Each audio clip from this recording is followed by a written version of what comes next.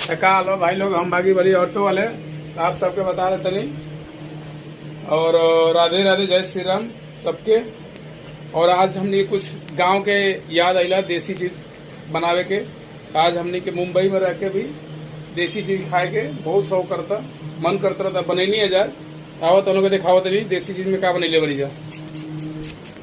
तो ये हवे बाटी चोखा, ये बन बाटी बन गई बा। और ये जो चोखा का प्रोग्राम बनता है, एक में पनीर के तड़का भी लागे, पनीर भी बनता है।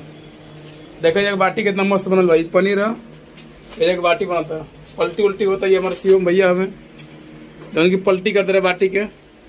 गांव लेकर तो चूल्हा पर नहीं बन पावत, कोयला के आग पर, लेकिन जौन बात हम सही है भाई, इलेक्ट्रिक सुविधा लागल बा अपन, वैसे पे काम खिंचा जाता है।